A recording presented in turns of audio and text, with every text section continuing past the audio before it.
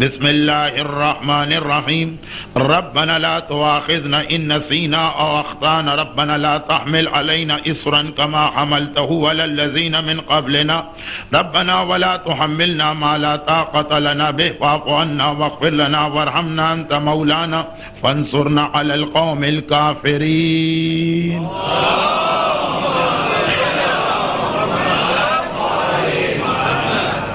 اے ہمارے پروردگار، ہمارا مواخذہ نہ کرنا، ہم سے کوئی سوال و جواب نہ کرنا، ہم سے حساب و کتاب نہ لینا۔ اگر ہم بھولے سے کوئی گناہ کر بیٹھے یا ہم سے خطا میں کوئی غلطی ہو گئی، اے پروردگار ہم پر وہ بوجھ نہ ڈال جو ہم سے پہلے کی 1,24,000 انبیاء کی امتوں پہ ڈالا گیا۔ اے خدا، اور ہم پر کوئی ایسا بوجھ نہ ڈال جو ہماری طاقت سے باہر ہو۔ اور یہ ساری رحمتیں نازل کرنے کے بعد بھی کہ بھول معاف، خطا معاف، آسان شریعت دے کر پرانے مشکل مسئلے معاف، اتنی آسانی کے بعد بھی پھر بھی اگر ہم سے کوئی گناہ ہو جائے، جب سہولتیں دی تو پھر گناہ کیوں؟ لیکن پھر بھی اگر کوئی گناہ ہو جائے تو واعف عنا واغفر لنا، ہمارے گناہ کو معاف بھی کرنا اور ہماری مغفرت بھی کرنا۔ ورحمنا، اور اپنی رحمت نازل کرنا، انت مولانا، تو ہی ہمارا آقا، تو ہی ہمارا مالک، تو ہی ہمارا سردار ہے، اور قوم کافرین کے خلاف ہماری مدد فرما۔ عرش الہی پہ اللہ کا رسول پہنچا، اور عرش میں نے عرض کیا کہ وہ منزل ہے کہ جو سدرۃ المنتہا کے بعد کے مراحل میں آتی ہے۔ اللہ کے رسول اپنے سفر معراج کی اصل منزل پہ پہنچے۔ اصل منزل نہ مسجد اقصی یعنی بیت المعمور تھی، اصل منزل نہ جنت تھی، اصل منزل نہ پہلے 7 آسمان تھے، اصل منزل نہ سدرۃ المنتہا تھی، اصل منزل نہ سدرۃ المنتہا کے بعد بڑے ہوئے وہ حجاب یا پردے تھے جو اللہ اکبر کی آواز سے دور ہوئے۔ اصل منزل وہ عرش الہی تھی کہ جہاں پہنچ کر اللہ اور حبیب کے درمیان اتنا فاصلہ رہ گیا کہ خود قرآن نے کہا فَكَانَ قَابَ قَوْسَيْنِ او ادنا، 2 کمان نہیں، اس سے بھی کم۔ اب یہ 2 کمان خود ایک بہت بڑا مسئلہ، اس لیے کہ پروردگار جسم و جسمانیت سے مبرہ اور منزہ، اور یہ فاصلہ ہمیشہ اس چیز کا ناپا جاتا ہے کہ جب 2 جسم ہوں، فاصلہ ہمیشہ 2 جسموں کے درمیان کا ناپا جاتا ہے۔ لیکن یہ علم کلام کا وہ مسئلہ جسے آج اس لیے نہیں چھیڑنا چاہتا۔ اس سفر معراج کی ہر تقریر کے شروع میں نے ذرا سا کوئی مشکل مسئلہ، کبھی کوئی تفسیری، کبھی کوئی کلامی، کبھی کوئی تاریخی مسئلہ چھیڑا کہ بات کی تقریر اگر آسان ہے تو چند لمحوں کے لیے مومنین کو متوجہ کرایا جائے ان مشکل مسائل پر۔ لیکن چونکہ آج کی تقریر اس کا آغاز ہی پے در پے 11-12 فقہی مسائل سے ہے، بلکہ جو لوگ فقہ سے زیادہ دلچسپی نہیں رکھتے ہیں شاید آج کی مجلس ان کو ذرا سی اکتا دینے والی محسوس ہو، اور شاید ان کو پہلے سے اس کا اندازہ بھی ہے، اسی لیے وہ آئے بھی نہیں ابھی۔ ربنا لا تواخذنا ان نسینا، عرش الہی پر پہنچنے کے بعد اب یہ بھی بیان کر دیا جائے کہ اللہ کے رسول نے یہ بھی ارشاد فرمایا کہ سفر معراج کے درمیان ہر وہ اہم جگہ جہاں ایک طرح سے نئی دنیا میں انٹری ہو رہی تھی، وہاں پہ میں نے ایک کلمہ یا ایک جملہ لکھا ہوا پایا، اور اس کے لیے 3 جگہ بتائیں، اور تینوں جگہوں پہ ایک ہی جملہ کہا۔ جب میں پہلے آسمان میں جا رہا تھا، سفر معراج کے ابتدائی مراحل تو دنیا کے تھے، اگرچہ ظاہری اعتبار سے مسلمانوں کے لیے وہ بھی نئی جگہیں تھی، لیکن تھا تو یہی دنیا کا مسئلہ۔ آسمان اول یا پہلا آسمان وہ ہے جہاں سے اللہ کے رسول ایک نئی دنیا میں پہنچے۔ نمبر 2، بیری کا درخت جہاں پہ تمام ملائکہ حتیٰ جبرائیل کی بھی حد ہو گئی، وہاں سے آگے جبرائیل بھی نہیں بڑھتے ہیں۔ ایسی نئی دنیا جہاں کوئی نہیں گیا. اور نمبر 3 وہ آخری منزل جو اصل منزل مقصود یا فائنل ڈیسٹینیشن عرش الہی. اور تینوں جگہ پہ میں نے ایک جملہ یہ دیکھا کہ لا الہ الا اللہ محمد الرسول اللہ علی ولی اللہ، اور ساتھ میں یہ کہ اے حبیب میں نے تمہارا مددگار اس علی کو بنایا جو ہر مشکل موقع پہ تمہاری مدد کرے گا. آسمان اول پہ بھی یہ جملہ، سدرۃ المنتہا جہاں وہ بیری کا درخت ہے اس کے ساتھ بھی یہ بورڈ لٹک رہا، اور عرش الہی پر پہنچنے کے بعد جہاں قاب قوسین اور ادنیٰ کی منزل. اور حدیث کے اندر جو ممبروں پہ اکثر پڑھی جاتی، چنانچہ میں صرف الفاظ پڑھ کے آگے بڑھ رہا ہوں. آج میری اس پریشانی کا بھی خیال رکھیے گا، یہ آخری مجلس ہے اور مجلس بھی ایسی ہے کہ اس مجلس کے فوراً بعد میری روانگی، چنانچہ میں بہت زیادہ طویل مجلس نہیں پڑھ سکتا ہوں. جو لوگ عادی ہیں میری آخری مجلس کے، وہ آخری مجلس جس کے بعد اگلے دن فلائٹ ہوتی، وہ کہہ رہے تھے کہ مولانا ہم تیار ہو کے آئیں گے 2 گھنٹے کے لیے. ٹھیک، میں 2 گھنٹے پڑھ چکا ہوں اور اکثر آخری مجلس ہو ہی جاتی. آج مسئلہ آپ کا نہیں، آج مسئلہ میرا ہے، اس لیے جلدی جلدی بات مکمل کرنا، ورنہ یہ روایت بھی بہت تشریح طلب کہ اے علی یہ سب معراج کے موقع پہ رسول نے نہیں فرمایا، یہ بات کے مراحل. جیسے جیسے مدینہ منورہ میں میرے مولا کی مخالفت شکل منافقین کی شکل میں بڑھتی چلی گئی، ویسے ویسے یہ حدیث پیغمبر ارشاد فرماتے گئے. ایک مرتبہ سارے فضائل نہیں بتا دیے، نہ لوگ بھول جائیں گے. ہر 2 مہینے بعد، ہر 3 مہینے بعد، ہر 1 مہینے کے بعد، بلکہ لگ بھی ایسا رہا تھا کہ ادھر منافقین کوئی شوشہ چھوڑتے تھے، ادھر اللہ کا رسول فضیلت علی کی کوئی حدیث نقل کرتا تھا تو اس میں اللہ کے رسول نے ارشاد فرمایا کہ اے علی اللہ نے 5 جگہ تمہیں میرے ساتھ رکھا. اگرچہ یہ ساری حدیث معراج کے بارے میں نہیں، لیکن اس میں 2 جگہ معراج کا تذکرہ کہ اے علی جس وقت میں پہلے آسمان میں داخل ہوا تو میں نے دیکھا کہ تم بھی گویا میرے ساتھ ساتھ چل رہے ہو. مولا اسی دنیا میں تھے کیونکہ دنیا حجت خدا سے ایک لمحے کے لیے خالی نہیں ہوتی، لیکن تم بھی میرے ساتھ ساتھ چل رہے ہو. پروردگارا میں تو علی کو مکے میں چھوڑ کے آیا ہوں، کہا کہ نئی دنیا، نیا علاقہ، نیا ماحول. اگرچہ اللہ کا رسول اس کائنات کی عظیم ترین شخصیت، اور اگرچہ قلب محمد وہ ہے جس نے 23 سال میں اس قرآن کو اپنے سینے پہ برداشت کیا، اور آیت نے کہا قرآن خود ایک ایسی چیز ہے کہ پہاڑ پہ نازل ہو تو پہاڑ کے ٹکڑے ٹکڑے. لیکن نئی جگہ ایک مرتبہ میں نے علی کی شبیہ کو تمہارے ساتھ بھیجا. یہ عجیب بات ہے کہ سفر معراج میں شبیہ کا تذکرہ بہت، دنیا کو جتنا شبیہ سے ضد ہوئی ہے پروردگار اتنا ہی عظمت شبیہ کو بیان کرتا چلا جا رہا. اب اللہ کا رسول کہتا پہلا آسمان سدرۃ المنتہا پہ تو جبرائیل بھی ساتھ چھوڑ گئے، اور ابھی وہ 7 پردے میں عرش پر پہنچا. اچھا یہ خود اپنی جگہ ایک مسئلہ، کائنات کی وہ جگہ جہاں آج تک کوئی انسان نہیں گیا، پہلی بار اللہ کے رسول گئے. انسان یعنی پیغمبر تو اتنی عظیم شخصیت کیا کہا جائے، لیکن ذرا سا ایک پریشانی، ایک خوف، ایک ہول تو ہوتا. میں نے دیکھا کہ عرش الہی اس کے اوپر ایک طرف تو وہ عبارت لکھی ہے جو آپ نے سنی، اور دوسری طرف یا علی تم کو وہاں اپنے سے پہلے موجود پایا. پروردگارہ کہ علی یہاں آ گئے؟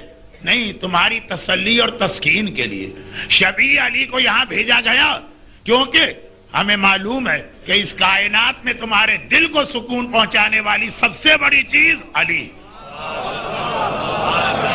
اسی لیے علی کی شبیہ کو یہاں پہنچایا گیا.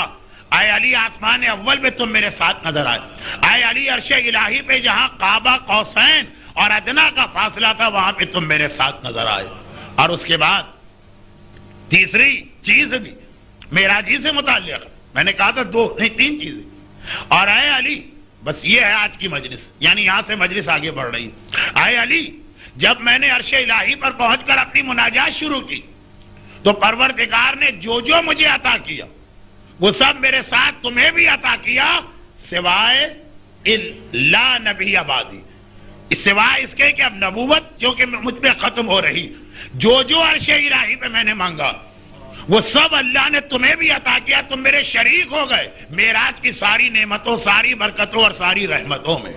اور اے علی اس کے بعد چوتھی منزل جہاں پروردگار نے تمہیں میرے ساتھ شریک کیا، یعنی دنیا میں جہاں جہاں شریک ہوئے۔ ایک سوال آپ کے ذہن میں آ سکتا ہے میرے ساتھ تو یہ بھی ایک بہت بڑا مسئلہ کہ میں ایک موضوع پہ بات کر رہا ہوتا ہوں اور ذہن اس طرف ہوتا کہ جو میں بات کر رہا ہوں اس پہ اب کیا کیا اعتراضات اٹھیں گے، جو مومنین کرام میرا شکار کرنے کے لیے مجلس میں بیٹھے ہیں وہ کیا کیا باتیں کہیں گے، تو میرے ذہن میں بھی ساری باتیں تو نہیں آ سکتی، جتنی میرے ذہن میں آتی ہے ان کا جواب بھی میں دینے کی کوشش کرتا ہوں، جس سے وہ لوگ الجھ جاتے ہیں جو کہتے ہیں مولانا نہ ہمیں کوئی اعتراض کرنا ہے نہ اعتراض کرنے والوں سے تعلق ہے، ہم سیدھی سادھی مجلس پڑھنے آئے ہیں، سننے آئے ہیں، آپ ہمارے لیے بیان جاری رکھیے۔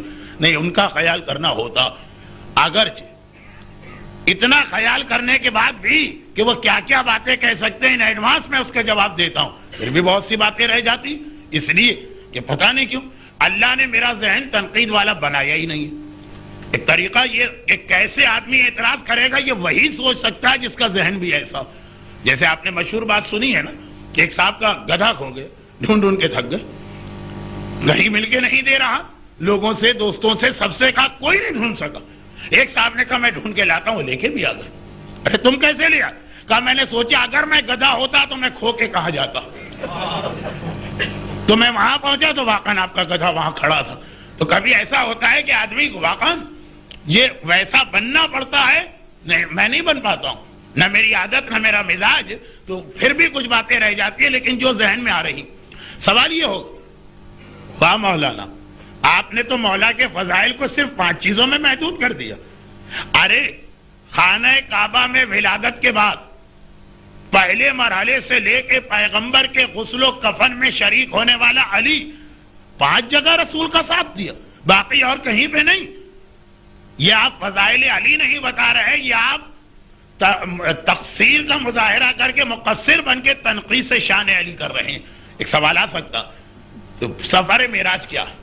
سفر معراج کیا؟ ان سین دنیا کو دیکھنا، جہاں عام انسانوں کی نگاہیں نہیں جا رہی۔ سفر معراج میں 2 باتیں یاد رکھیے گا، سفر معراج میں ماضی بھی ہے جو گزر چکا اور سفر معراج میں مستقبل بھی ہے جو آنے والا۔ سفر معراج میں زمانہ حال ہے ہی نہیں، جو اس وقت کا دور تھا اس کی کوئی چیز آپ نے سفر معراج میں اب تک نہیں سنی کہ جب اللہ کے رسول آسمانوں پہ جا رہے تو کہا گیا اس وقت دنیا میں یہ ہو رہا ہے، نہیں، یا پہلے کے مناظر دکھائے گئے اور یا پھر بعد کے مناظر دکھائے گئے قیامت تک کے۔ تو اب دنیا میں علی کے جو فضائل لوگوں کی آنکھوں کے سامنے آئے وہ تو لوگ دیکھ رہے ہیں، پھر بھی نہ دیکھیں تو وہ تو آنکھوں کے اندھے کے ساتھ عقل کے بھی اندھے، ان سے بات کرنا بیکار ہے۔ اس حدیث کے اندر پیغمبر وہ 5 باتیں بتا رہے ہیں جو دنیا کی آنکھوں سے پوشیدہ تھی، وہاں نہیں دیکھا لوگوں نے، پیغمبر نے بتایا، کہا آسمان اول پہ تو میں اپنے ساتھ دیکھا۔ اب آسمان اول پہ تو مدینے اور مکے کے اصحاب میں کوئی نہ تھا، عرش الہی پر تمہیں ساتھ دیکھا، وہاں تو جبرائیل بھی نہ تھا۔ جب میری دعا قبول ہوئی، عرش الہی کی دعا، تو اس تمام چیزوں میں تم میرے شریک بنے، وہاں تو کوئی نہ تھا۔ بدر کہنے کی ضرورت نہیں ہے کہ تم بدر میں میرے ساتھ تھے، سب دیکھ رہے ہیں، احد میں میرے ساتھ تھے، سب دیکھ رہے ہیں، دوش رسول میں میرے ساتھ تھے، سب دیکھ رہے ہیں، غدیر میں میرے ہاتھوں میں تھے، سب دیکھ رہے ہیں۔ جو سب دیکھ رہے ہیں معراج اس کا نام نہیں ہے، معراج نام اس کا ہے جہاں کہ عقل انسان بھی تھک کے بیٹھ جائے اور حواس خمسہ بھی جواب دے جائے۔ تو اسی لیے اب اس حدیث میں دیکھیے کہ کیا 5 چیزیں آئی ہیں۔ چوتھی چیز، جب پروردگار نے مجھے جنوں پہ بھیجا اور میں وہاں پہنچا، جنوں نے سوال کیا اے اللہ کے رسول آپ اکیلے آئے ہیں، علی کہاں ہیں؟ جب اللہ کے رسول کو انسانوں پہ بھیجا گیا وہاں بھی علی تھے نا، وَأَنذِرْ عَشِيرَتَكَ الْأَقْرَبِينَ، دعوت ذی العشیرہ، مگر وہاں سب دیکھ رہے تھے۔ اب جنوں میں گئے، مدینے والوں نے جنوں کو اور مکے والوں نے جنوں کو نہیں دیکھا، یا اگر جن کو کبھی 1 دفعہ دیکھا ہے، پیغمبر کی تبلیغ جنوں میں کس طرح ہوئی یہ نہیں دیکھا۔ انسان جن کو نہیں دیکھتا، لیکن جن انسانوں کو دیکھتے ہیں۔ تو ان کو یہ یاد ہے کہ دعوت ذی العشیرہ میں رسول اکیلے نہیں تھے. جب انسانوں میں پیغام دیا علی کو لے کے آئے, اس لیے وہی سوال کر رہے ہیں کہ آپ ہمارے پاس تبلیغ کرنے آئے ہیں تو آپ کا بھائی علی کہاں ہے؟ انسان جنوں کو نہیں دیکھتا, انسان یہ سوال نہیں کرے گا. جن انسانوں کو دیکھتے ہیں وہ یہ سوال کریں گے. تو پیغمبر کہتے ہیں کہ یا علی, اس وقت ایک بار میں نے اپنے بائیں طرف دیکھا تو تم میرے ساتھ ساتھ اس تبلیغ میں بھی شریک تھے. خالی دعوت ذی العشیرہ میں علی ساتھ میں نہیں ہے, جو جنوں کو دعوت تبلیغ دی گئی اس میں بھی علی ساتھ ہے. اور پانچویں اور آخری چیز, یہ پانچویں چیز وہ تھی جہاں سے مجھے سفر معراج کی ایک وہ روایت نقل کرنا تھی جس کا وقت نہیں, اور پہلی مجلس میں میں نے اس کا ذکر کیا تھا, لیکن بس ایک جملہ. بدر نہیں بتایا, احد نہیں بتایا, خیبر نہیں بتایا, خندق نہیں بتایا, شب ہجرت نہیں بتایا, دعوت ذی العشیرہ انسانوں والی نہیں بتائی. سب دیکھ رہے ہیں. کہا 5 جگہ تم میرے ساتھ ہو, اور آخری جگہ کیا بتائی؟ وہی کہ اب تک کسی نے نہیں دیکھا. جب رجعت کے زمانے میں ہم لوگ واپس آئیں گے اور میرے ہاتھ سے شیطان مارا جائے گا اور سارے کافر مارے جائیں گے, آیا علی اس وقت تم بھی میرے ساتھ آؤ گے اور میرے ساتھ تلوار چلا رہے ہوگے. درود بھیجے محمد والے.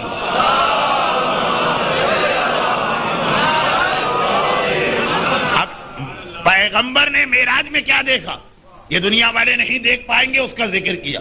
اور رجعت میں کس طرح سے آئیں گے اس وقت والے دیکھیں گے. لیکن جب پیغمبر مدینے اور مکے میں فضائل علی بتا رہے ہیں, اس وقت تو رجعت کسی نے نہیں دیکھی تھی. تو سفر معراج کی یہ خصوصیت کہ اس میں ماضی کے بھی واقعات بتائے گئے اور مستقبل کے بھی واقعات بتائے گئے. اس حدیث کی بھی خصوصیت بنی جس میں رسول نے کہا یا علی 5 جگہ تم میرے ساتھ شریک. ماضی کے بھی واقعات بتائے اور مستقبل یعنی ظہور امام, رجعت ظہور امام, اور اس کے حالات بھی بتائے. البتہ اس وقت کے حوالے سے علی کا ذکر اس حدیث میں اس لیے نہیں ہے کہ ہر آدمی اپنی آنکھوں سے دیکھ رہا ہے. آیا اور آچے بیان جو بالکل کھلی ہوئی چیز ہے اس کو بیان کرنے کی ضرورت ہی نہیں ہے. اب اللہ کا رسول اس حدیث کی تیسری چیز, درمیان والی چیز, اس کا تذکرہ کر رہا. اور یہاں پر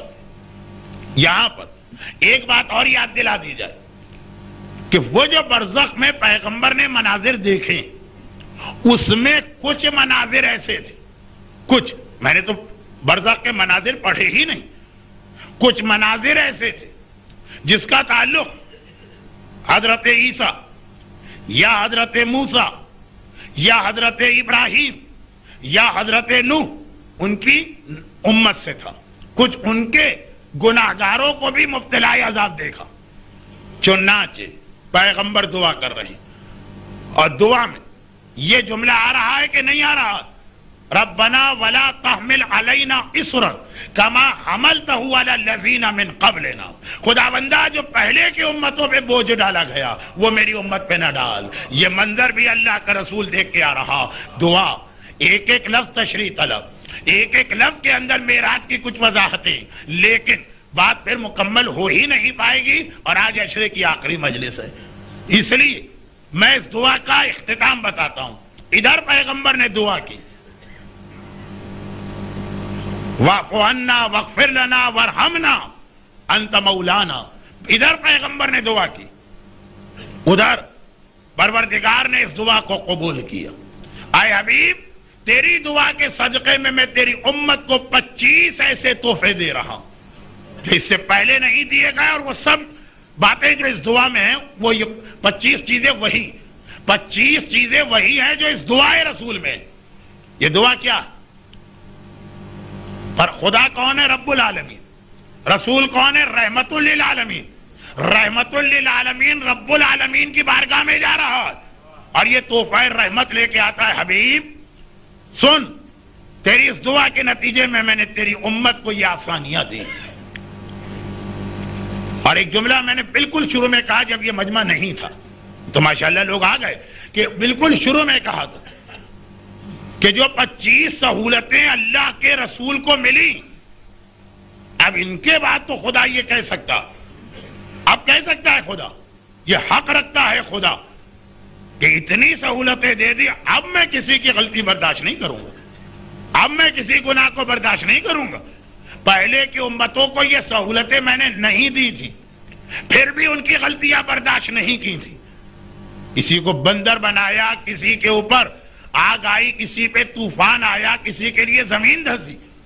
ان کو کوئی نرمی نہیں دی تھی، پھر بھی ان کا گناہ میں نے برداشت نہ کیا. تمہیں تو اتنی آسان اور اتنی نرم شریعت دے دی، تو اب تو مجھے یہ کہنے کا حق ہے کہ اب میں کسی کا گناہ برداشت نہیں کروں گا، اب سزا ملے گی. لیکن نہیں، رحمت للعالمین ساری سہولتیں مان کے پھر آخر میں کیا کہہ رہا ہے؟ ورحمنا، یہ ساری سہولتوں کے بعد بھی ہے خدا ہم پہ رحمت نازل کرنا. تو اب 25 تحفوں میں آپ دیکھیے گا یہ ٹکڑا بھی ہے. شریعت کو آسان ترین بنانے کے بعد، بھئی اسکول ٹیچر نے بچوں کو کام دیا کل ہوم ورک کر کے آنا. بچوں نے شور مچایا، بہت زیادہ ہم نہیں کر سکتے، آدھا کر دیں. اس نے آدھا کر دیا. بچوں نے کہا اچھا آپ اور کم کر دیں. اس نے 1/4 کر دیا. بچوں نے کہا ٹھیک. اب کہا دیکھو اب اتنا کم کر دیا، اب اگر نہیں کر کے آئے تو اب تو تمہیں پنشمنٹ ملنی چاہیے.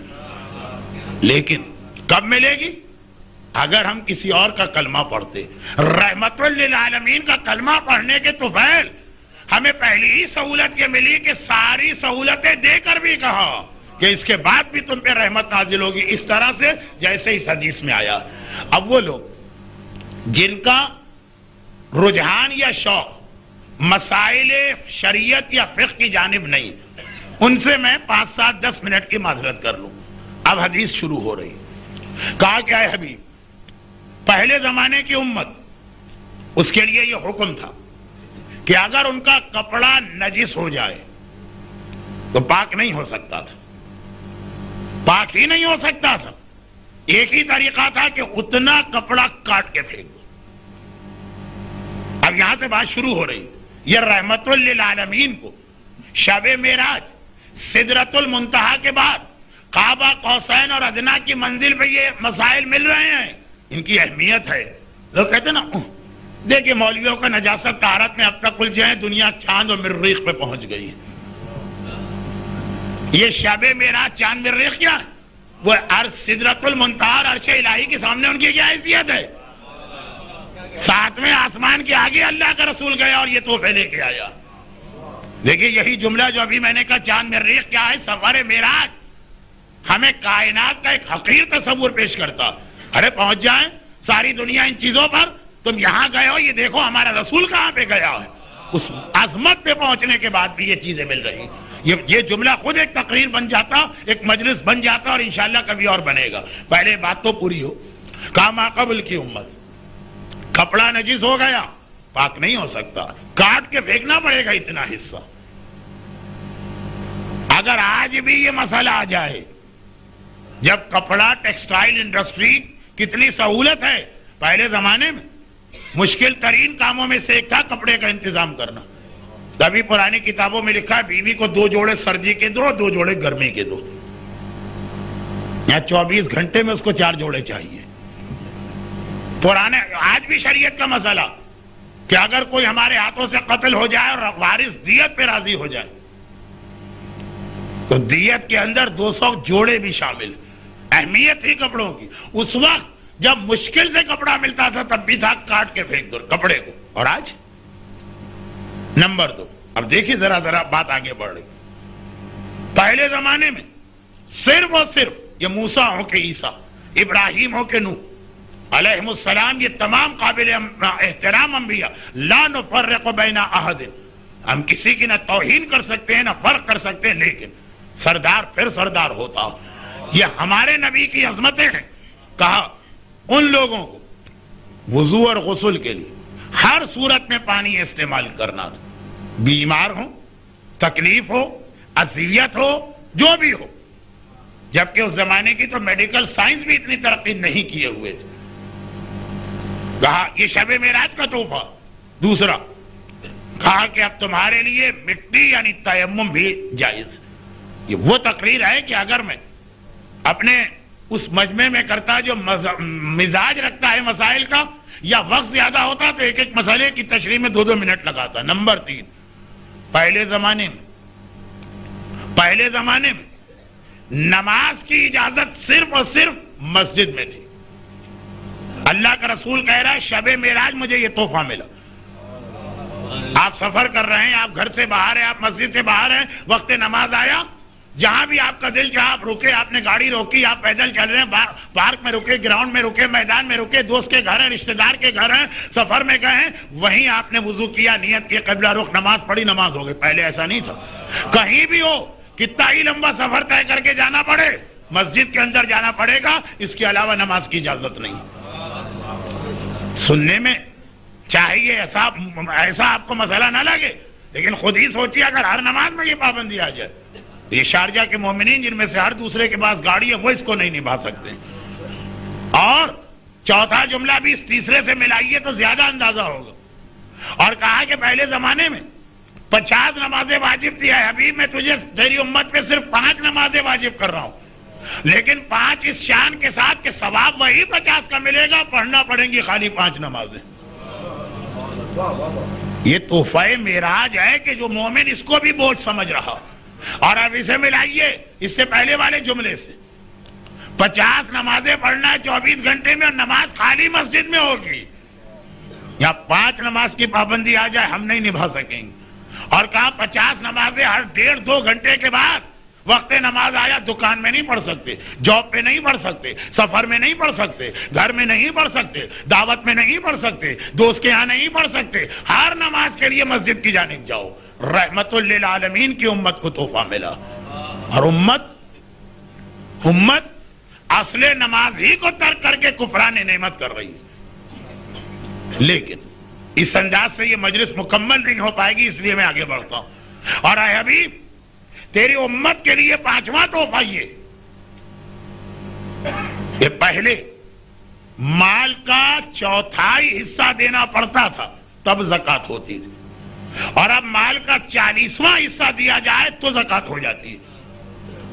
دیکھیے 1/4 کو 40ویں تک 10 گنا گھٹایا جا رہا ہے ایک طریقے سے, یا جو بھی کیلکولیشن بنے. یہ کیلکولیشن میں نے اچانک ممبر پہ کیا, غلط ہو سکتی ہے, اس سے آپ پوری شب معراج کی روایت کو غلط نہ سمجھیں. کہا کہ پہلے خمس مال پر نہیں ہے, بچت پر. زکوٰۃ تو اصل مال پر ہے, مال آیا اور نکالو 1/4 حصہ. یہاں بچت کے 5ویں حصے میں لوگوں کی جان نکل جاتی. مال کیسے نکالے, اس سے پہلے تو روح ہی نکل جائے گی, تو فائدہ کیا ہوا خمس دینے کا.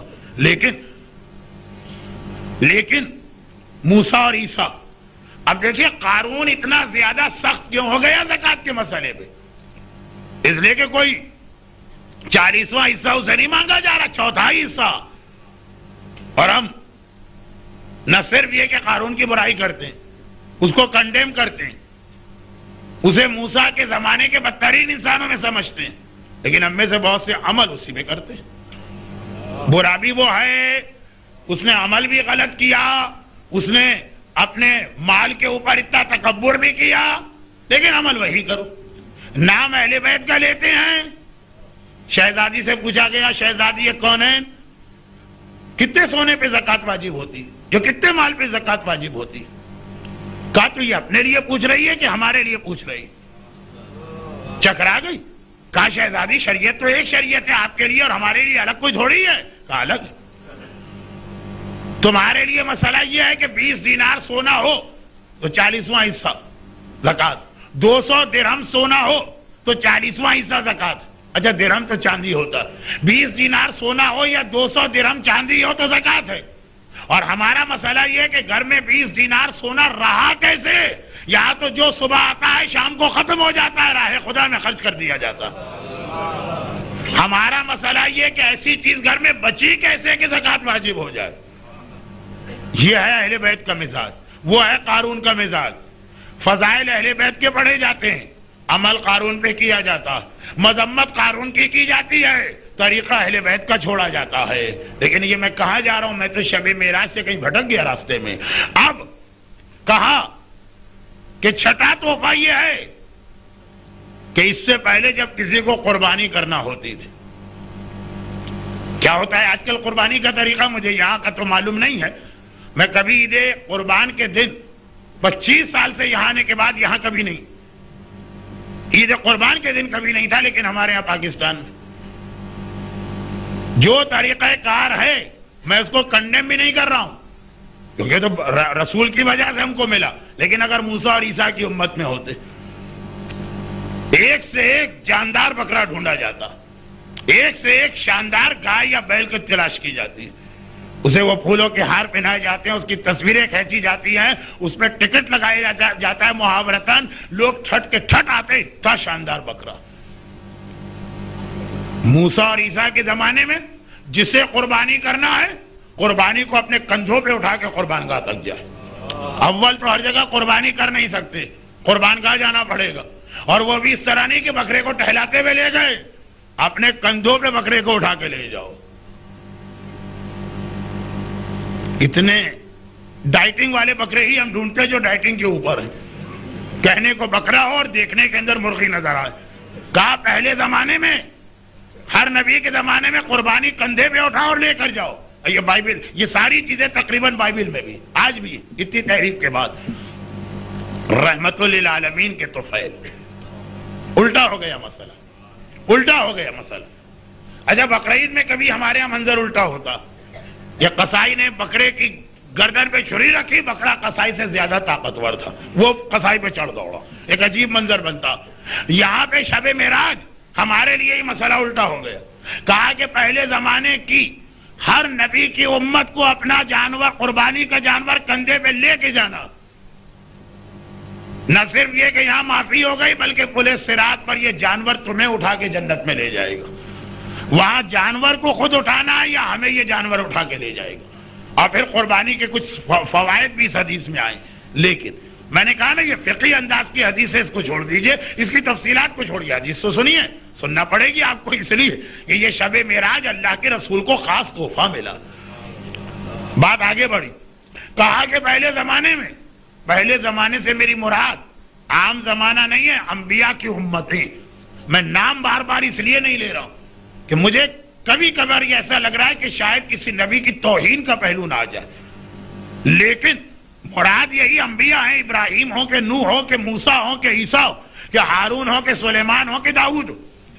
فرماتے ہیں پہلے زمانے میں یہ اجازت ہی نہ تھی کہ کسی شک والی چیز کو استعمال کرو۔ شک ہو رہا ہے کہ یہ کھانا پاک ہے کہ نجس، مسلمان نے دیا، آج اجازت ہے کھا لو۔ پتہ نہیں یہ پانی پاک ہے کہ نجس، استعمال کرو۔ پتہ نہیں یہ کپڑا پاک رہا کہ نجس، ہم نے لانڈری سے دھلوایا، وہاں سب کے کپڑے آتے ہیں، ہمارا کپڑا پاک رہا نجس پاک۔ پتہ نہیں بس کی سیٹ پر ہم سے پہلے کوئی نجس آدمی بیٹھ کر، گرمی ہے پسینہ نکلا ہوگا، نجس تو نہیں کر گیا، شک ہو رہا، پاک۔ ہر مشکوک چیز کو پاک سمجھا گیا، مگر کب شب معراج یہ تحفہ ملا؟ کہا کہ پہلے زمانے کی امت کے لیے مسئلہ یہ تھا کہ جس چیز کے بارے میں شک ہے وہ حرام ہے، اسے چھوڑ دو۔ تمہاری امت کے لیے یہ جس چیز کے بارے میں شک ہے وہ حلال اور پاک ہے، اسے استعمال کر لو۔ کتنی آسانی ہے۔ البتہ وہ لوگ جو کہتے ہیں ہمیں سے کوئی تعلق ہی نہیں، آپ تو شک والی چیز کہتے ہیں، ہم تو حرام یقینی بھی ہے تب بھی کھا لیتے ہیں، ان کے لیے تو حدیث کا یہ ٹکڑا بیکار ہے، ان کے لیے اگلا ٹکڑا شاید کام کا ہو، تو وہ شروع ہی ہونے والا۔ یہ 25 تحفے اللہ کا رسول، شب معراج، مشکوک چیز تیری امت کے لیے پاک کی گئی۔ بھول، ما قبل کی امت میں بھول معاف نہیں تھی، یہ تو دعا تھی نا، لا تؤاخذ ان نسینا، یہ اب وہ شروع ہو گئے وہ جملے۔ بھول کے عالم میں اگر کوئی کام کر لیا تو معاف، یہ شب معراج کا تحفہ ہے، پہلے معاف نہیں تھا۔ مثلا روزہ آپ کا ہے، بھولے سے آپ نے کچھ کھا لیا، موسیٰ کے امتی ہوتے یہ روزہ بھی پورا کرنا ہے، بعد میں اس کے قضا بھی کرنا۔ حالت نماز میں بھولے سے آپ بول اٹھے، یہ نماز بھی پوری کرنا ہے، دوسری نماز بھی پڑھنا، اور جتنے بھی بھول کے مسئلے، بھول کے عالم میں آپ نے قرآن غلط پڑھ دیا، بھول کے عالم میں دعائے کمیل کے الفاظ کچھ سے کچھ نکل گئے، اور بہت ساری مثالیں، یعنی تو ایسا دلچسپ فقہی مسئلہ ہے کہ 100 مثالیں تو میں ابھی بغیر سوچے سمجھے دے سکتا ہوں۔ لوگ کہتے ہیں آپ کا پورا اشرا ہی لگتا ہے کہ بغیر سوچے سمجھے پڑھا جا رہا ہے، ان لوگوں کی بات تو چھوڑے۔ لیکن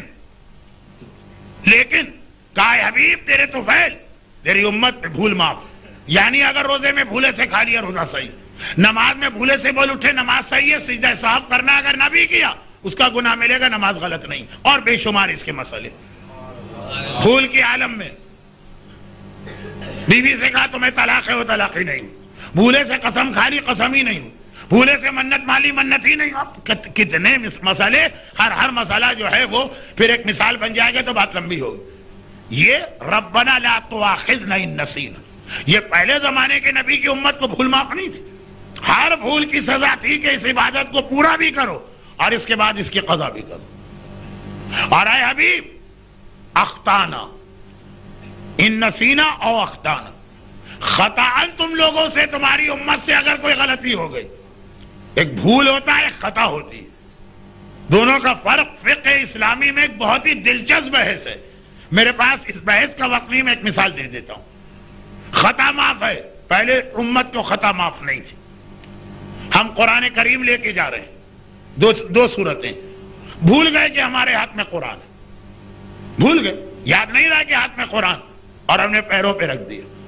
جیسے ہی پتہ چلا اٹھا لیا, کوئی گناہ ملا نہیں. کیوں؟ اس لیے کہ بھول کے عالم میں یہ عمل ہوا. دیکھیں میں نے کہا مثالیں اتنی ہے کہ میں خود چکرا رہا ہوں. مثال دوں نہ دوں تو کتنی دوں. اور خطا کسے کہتے ہیں؟ خطا کہتے ہیں, آپ کو معلوم ہے کہ قرآن آپ احترام سے لے جا رہے ہیں, ایک دم قرآن پھسلا اور زمین پہ گر پڑا. موسیٰ کے زمانے میں ہوتے, عیسیٰ کے زمانے میں ہوتے, معاف نہیں تھا, چاہے تمہاری غلطی بھی نہیں ہے, خطان ہو گیا. اس کا کفارہ تو کم از کم دینا. جو ہمارے یہاں بھی لوگ پوچھتے ہیں مٹھائی دی جائے گی کہ شکر دی جائے گی کہ آٹا دیا جائے گا, تم موسیٰ اور عیسیٰ کے کلمہ گو نہیں ہو, رحمت للعالمین کا کلمہ پڑھتے ہو, جان بوجھ کے گناہ نہیں کیا, کوئی کفارہ نہیں. یہ رحمت للعالمین کو خاص تحفہ ملا ہے. ایک بھول ہوتا ہے, ایک خطا ہوتی ہے. اس کی مثالیں, اس کا فرق بہت زیادہ. اب اس کو اگر بہترین طریقے سے سمجھنا, آپ کا انداز بتا رہا ہے کہ آپ کو سمجھنا نہیں ہے اور میرے پاس وقت نہیں ہے, مجھے سمجھانا نہیں, لیکن جنہیں سمجھنا, کسی بھی فقہی کتاب کا آخری مسئلہ دیکھیں. اگر ایک آدمی دوسرے کو بھول سے قتل کر دے اور ایک آدمی دوسرے کو خطاً قتل کر دے, دونوں کا فرق, وہاں یہ چیز آتی ہے. خیر اب یہ بہت لمبی بات ہو رہی ہے, لیکن دلچسپ بات, اس کے اندر مثالیں اتنی بن رہی ہیں ہماری روزمرہ کی زندگی کی. لیکن آگے بڑھی, کہا موسیٰ اور عیسیٰ, ابراہیم اور نوح کے زمانے میں خطا معاف نہیں تھی. فل فلیج تمہیں خطا کی بھی سزا برداشت کرنا. ہمارے یہاں معاف ہے. ایک بھول الگ چیز ہے, بالکل ذہن سے نکل گئی. خطا الگ چیز, ذہن سے نہیں نکلا, ایک چیز کا احساس تھا, پھر بھی کسی وجہ سے وہ غلطی ہو گئی. اے حبیب, تمہاری امت کے لیے وسوسے معاف ہیں. بڑوں کا مسئلہ نہیں, جوانوں کا مسئلہ نہیں, 16 اور 18 سال کی عمر والوں کا مسئلہ. ایک عمر کی ایسی منزل آتی کہ آدمی کے ذہن میں ایسے وسوسے آتے ہیں جس میں کبھی اللہ کے بارے میں بھی شک ہوتا, رسول کے بارے میں بھی شک ہوتا ہے دل کے اندر. وہ اس کا عقیدہ نہیں ہے, وہ اس پہ غور نہیں کر رہا ہے, لیکن آ رہے ہیں وسوسے. ائمہ کے بارے میں وسوسے پیدا ہوتے ہیں, اسلام کے بارے میں موسیٰ اور عیسیٰ کی امت میں ہوتے تو اس سے کافر تو نہ بنتے, لیکن اس کی سزا بھگتنا پڑتی. اے حبیب, تمہاری امت کے لیے جو وسوسے دنوں میں پیدا ہوتے ہیں اس کو معاف کیا گیا. چاہے کبھی یہ خیال بھی آ گیا کوئی اللہ نہیں, تم مشرک نہیں بنے جب تک کہ تم اسے عقیدہ نہ بناؤ. کوئی رسول نہیں, یہ عقیدہ نہیں بنایا, خالی دل میں ایک وسوسہ آ کے گھوما, چاہے 6 مہینے وسوسہ رہے, چاہے 4 مہینے وسوسہ رہے. اسی میں یہ بھی آ گیا کہ آپ نماز پڑھ رہے ہیں اور دنیا بھر کے خیالات نماز ہی کے اندر آ رہے ہیں. موسیٰ کے امتی ہوتے یہ نماز بھی پڑھو, اس کو دوہراؤ بھی. اور کتنی نمازیں دن میں؟ 50, اور 50 کو اگر دوہراؤ تو 100 ہو گئی. اور اگر یہ مسئلہ پتا ہے کہ ادھر ادھر کا خیال آیا نماز دوہرانا ہے, تو پہلی مجلس میں بندر والی مثال کی طرح اب اور زیادہ خیال آیا کرے گا, نمازیں ہی دوہراتے رہو.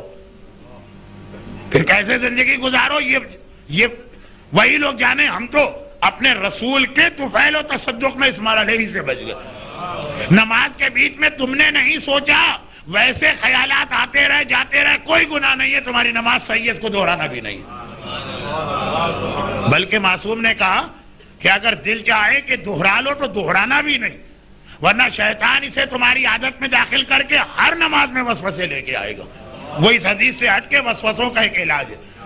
بھائی مولانا, میں نماز پڑھ رہا تھا, نماز کے بیچ میں میرے دل میں بہت سارے بےہودہ خیالات آ گئے, وہ نماز میں دوبارہ پڑھ لو. شرعاً اجازت تو ہے, لیکن امام کی طرف سے ہمیں ایک مشورہ دیا گیا غلطی نہ کرنا، یہ شیطان کی کامیابی ہے۔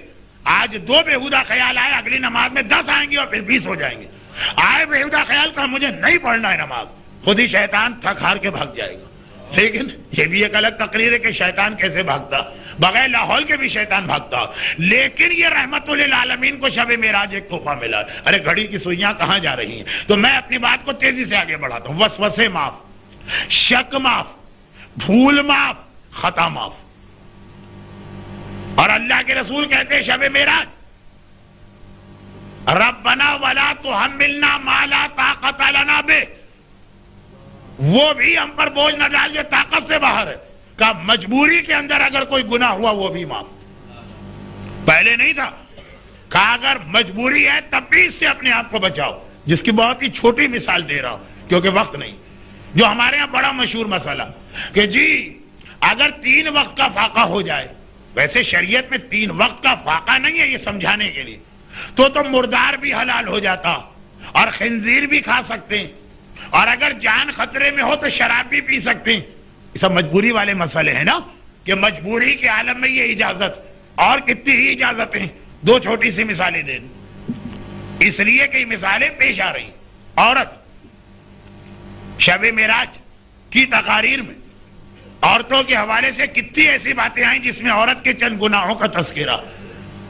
اس کے باوجود نہ صرف یہ کہ بڑے شوق سے خواتین آ رہی، بلکہ یہ درخواست کرتی ہوئی بھی لمبی پڑی ہے کیونکہ کل صبح ان کو آفس نہیں جانا ہوتا، اور زیادہ ایسی روایتیں پڑھی ہے کیونکہ انہیں اپنی اصلاح کرنا ہے، اس لیے چاہتی ہیں کہ جو باتیں نہیں بھی ابھی سنی وہ بھی مرنے سے پہلے پتہ چل جائیں۔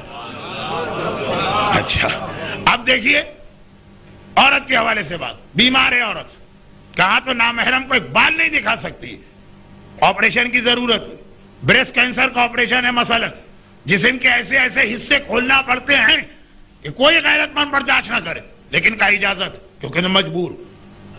بلڈ پریشر چیک کرانا، نبض چیک کرانا، جہاں جہاں مجبوری۔ موسیٰ اور عیسیٰ کی امت کی عورتوں کو یہ اجازت نہیں تھی، کہا مجبوری ہے تب بھی جو حرام ہے نہیں کر سکتے، ذرا سے بھی شریعت میں کوئی اجازت نہیں۔ بینک کی نوکری اگر سودی ڈپارٹمنٹ میں تو حرام، لیکن اگر آدمی کے پاس اس کے علاوہ کوئی ذریعہ معاش نہیں اور اس وقت وہ انتہائی مجبور ہے گھر کا خرچہ چلانے کے لیے، تو عارضی طور پر اس کی اجازت ہے دوسرا جاب ڈھونڈتا رہے۔ موسیٰ اور عیسیٰ کے زمانے میں نہیں تھا، مر بھی جاؤ تب بھی سود کی اجازت نہیں ہے کیونکہ مجبوری اس امت کے لیے معاف نہ تھی۔ پیغمبر نے معاف کروائی شب معراج، یہ بھی کہا کہ ربنا لا تحملنا ما لا طاقت لنا بہ، ارے وہ گناہ بھی معاف کر دے، وہ حکم شریعت ساقط کر دے، وہ واجب ساقط کر دے، وہ حرام حلال کر دے جس کی طاقت ہم میں نہیں ہے۔ اور اسی شب معراج کی دعا سے پہلے والی آیت ہے لا یکلف اللہ نفسا الا وسعها، اسے خاص طور پہ پروردگار نے بتایا یہ کہنے کے لیے کہ اے امت رسول، عظمت رسالت کو پہچانو، احسان مانو اس پروردگار کا جس نے تمہیں اس رسول کی امت میں پیدا کیا۔ بات آگے بڑھی، شک، بھول، خطا، مجبوری کا مقصد کیا ہے؟ ناممکن کام نہیں ہے، ہمارے لیے ممکن ہے لیکن بہت مشکل ہو رہی ہے۔ اس میں حجاب کا مسئلہ بھی آ گیا، سود کا مسئلہ بھی آ گیا، خنزیر کھانے کا مسئلہ بھی آ گیا، شراب پینے کا مسئلہ بھی آ گیا، مثالیں اور بہت سی آئیں گی۔ اور جتنے عرصے ایک آدمی، اب یہ جو ہے نا جو جملہ میں کہہ رہا ہوں یہ فقہ میں اتنی تفصیل والا کہ اس میں مجھے معاف کیجئے گا کہ میری بات نامکمل بھی ہوگی، مبہم بھی ہوگی، پھر بھی نظر انداز کیجئے گا۔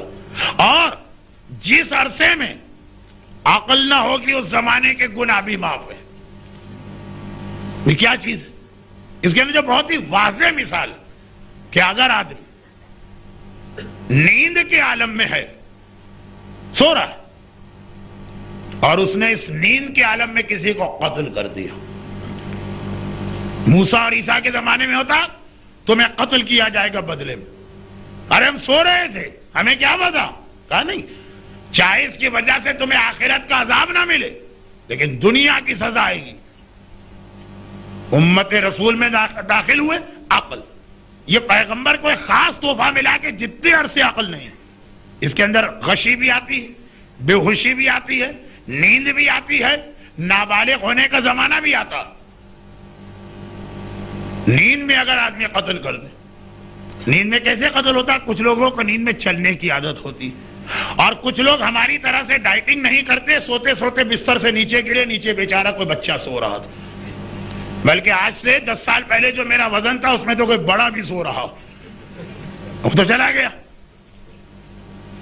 ایک صاحب نے کہا نا کہ بھائی کل تو بڑی خیریت رہی، میں عمارت میں 10ویں منزل پہ بالکونی میں کھڑا تھا، ایک دم دھکا لگا، میں نیچے گر گیا لیکن بچ گیا. دوسرے نے کہا تم تو بچ گئے، 4 آدمی تمہارے نیچے آ کے مر گئے. تو اب یہ جو ہے نا نیند، یہ والی مثال تو خیر مجبوری کی تھی، یہ بھی معاف ہے. معاف کا مطلب کیا ہے؟ کوئی دیا ویا تو دینا ہے، قتل نہیں ہونا.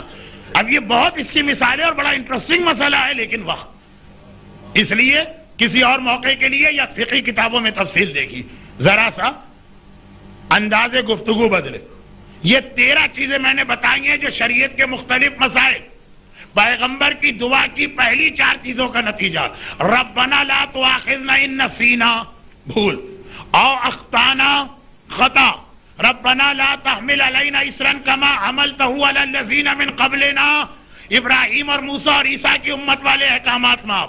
ربنا لا تحملنا ما لا طاقت لنا بہ. یہ 4 چیزیں دعائے رسول، اس میں یہ 13 باتیں شب معراج میں لی. 25 میں سے 13. آگے چلیے. پیغمبر یہ بھی تو کہہ رہے ہیں کہ یہ سہولتیں ملنے کے بعد بھی فاعف عنا واغفر لنا، اے خدا ہمیں معاف فرما اور مغفرت فرما. دونوں کا فرق ذرا دیکھیے گا اور پھر یہ حدیث کا باقی ماندہ جملہ سنیے گا. معاف کرنا ایک چیز ہے، مغفرت. اچھا کبھی آپ نے غور کیا غفارہ کے معنی کیا؟ آپ تو ماشاءاللہ عرب دنیا میں رہتے ہیں، عربی میں اس کے معنی کیا ہیں؟ غفارہ کے معنی ہے کسی چیز پہ پردہ ڈالنا. مغفرت کہتے ہیں کہ آدمی کی عیب، خرابی، گناہ، اس کو چھپانا، اس پہ پردہ ڈالنا. اور واعف عنا، معاف کرنا. معاف کرنا ایک مرحلہ ہے، اس کو چھپانا الگ مرحلہ ہے. تفصیل اس لیے نہیں بتا رہا ہوں کہ یہ آج کا موضوع نہیں، اب سنیے باقی 5 تحفے. 18 ہوں گے اور آخری تحفے پیغمبر کی دعا کے اگلے جملے کا رزلٹ ہے ورحمنا. یہ واعف عنا واغفر لنا، معاف بھی فرما، پردہ بھی ڈال لے. کہا کہ اے حبیب تمہاری امت کو ایک سہولت اب یہ ملی ہے، 13 کے بعد کی 14ویں چیز ہے. ایک سہولت یہ ملی ہے کہ پہلے اگر کوئی بھی گناہگار گناہ کرتا تھا، یہ 2 چیزیں 14 اور 15، گناہ آدمی کہاں کرے گا؟ یا گھر میں کرے گا یا باہر کرے گا. اگر آدمی گھر میں گناہ کرتا تھا تو اس کے گھر کے دروازے پر، جہاں آدمی اپنے نیم پلیٹ لگاتا ہے، نام لکھتا ہے آج کل، وہاں یہ لکھا ہوا آ جاتا تھا کہ اس نے کیا گناہ کیا. ادھر آپ گھر میں گناہ کر رہے، باہر لکھا ہوا آ گیا کہ اس گھر میں یہ آدمی یہ گناہ کر رہا. ایک ہوتا ہے گناہ، ایک ہوتی ہے توبہ، ایک ہوتی ہے معافی، ایک ہوتی ہے رسوائی. ہمیں پتہ بھی نہیں، وہاں لکھا ہوا ہے سارا محلہ جو گزر رہا پڑھ رہا. اے حبیب، اچھا یہ ہے 14ویں چیز. اور 15ویں، اور اگر آدمی اس ڈر سے گھر میں گناہ ہی نہیں کرنا، کسی جنگل میں جا کے کرنا، کسی صحرا میں جا کے کرنا. پہلے زمانے میں موسیٰ اور عیسیٰ کے حالات میں کئی جگہ آتا گناہگار صحرا میں تھا، جنگل میں تھا. گھر میں کیوں نہیں تھا؟ اس لیے نہیں تھا کہ وہاں گھر کے دروازے پہ آ جاتا کہ یہ فلاں گناہ کر رہا. اور لوگ بھی ایک دوسرے کے دروازوں کو ہر وقت چیک کرتے رہتے تھے. چٹپٹی بات ہوتی ہے نا، آج کیا لکھا ہوا آ رہا ہے، وہاں کیا لکھا ہوا آ رہا ہے. خود گناہ کرنا ہے کہ پھر ہم جنگل میں جا کے چھپ کے کریں گے. مگر یہ بھی نہیں ہے، اگر گھر میں گناہ کرتا تھا پہلے زمانے کا آدمی، گھر کے دروازے پہ لکھا آتا تھا. کمپیوٹر، مانیٹر اور اس قسم کی کئی چیزوں نے یہ ساری حدیثیں بہت آسان کر دی ہیں سمجھانا. پہلے تو سمجھانا مشکل تھا، بہت آسان ہے، بچے بھی سمجھ جائیں گے بشرط یہ کہ اتنا وقت ہو. میں نے ایک اشارہ کر دیا. اور باہر اگر گناہ کیا تو پیشانی پہ لکھا آتا تھا کہ یہ کیا گناہ کر کے آ رہا. آئینے تو تھے نہیں پہلے زمانے میں اتنے. ہم گناہ کر کے مونچھوں کو تاؤ دیتے ہوئے آ رہے ہیں کہ جی ہم نے گھر میں گناہ ہی نہیں کیا. تو گھر کے دروازے پہ تو نہیں آئے گا. دیکھا کہ سب لوگ ہماری پیشانی کو دیکھ رہے ہیں. جیسے کسی کے پیچھے اگر کوئی آدمی لکھ دے یا کوئی ایسا نشان بنا دے تو سب دیکھتے ہیں نا. اب سب سامنے دیکھ رہے ہیں، کیا پتا اسے یہاں لکھا یہ زنا کر کے آیا، یا غنا سن کے آیا، یا غیبت کر کے آیا، یا حرام کھا کے آیا. اے حبیب تم نے کہا فاغفر لنا، گناہ معاف الگ ہو، پردہ الگ ڈالا جائے. دیکھیں بعض اوقات گناہگاروں کو معافی ملی ہے، گناہ پہ پردہ نہیں پڑا ہے. معافی الگ، پردہ الگ. اب تمہارا امتی چاہے گھر میں گناہ کرے تب بھی کسی کو پتہ نہیں چلے گا، باہر گناہ کرے تب بھی پتہ نہیں چلے گا. خود ہی بتانا چاہے تو یہ اس کی مرضی ہے. خدا رسوا نہیں کر رہا. خدا رسوا خود ہی کسی کو شوق ہے. بھائی کل بڑا مزہ آیا، ہم گئے تھے میک ڈونلڈ کا، ہم نے فلاں برگر کھا لیا. اب تم خود ہی کہہ رہے ہو تو تمہارا اب اللہ کیا کرے اس میں؟ نعوذ باللہ، یا تو اللہ بھی مجبور ہو گیا، اس نے تو بہت کوشش کی تمہارا گناہ چھپانے کی. خیر، اس کی ایک بہترین مثال، یہ تو ذرا ہلکی مثال تھی، اس کی ایک بہترین مثال. بھائی آپ گئے تھے پاکستان میں، آپ کی بیٹی کی شادی تھی. ہاں شادی تھی، اور یہ کیسٹ لے کے آئے ہیں، سارے گناہ باقاعدہ خود ہی ریکارڈ کر کے رکھ دیے اور ایک ایک کو دکھاتے پھر رہے ہیں. ایک ایک کو یہ کیسٹ، شادیوں کے کیسٹ، وہ تو گھروں گھروں میں تقسیم ہوتے ہیں. یہ کیا ہے؟ فرشتوں کو بھی ہم نے زحمت سے بچا لیا. آئے کرامن کاتبین، تم کیا ہمارے گناہ لکھو گے؟ تم تو خالی لکھو گے نا.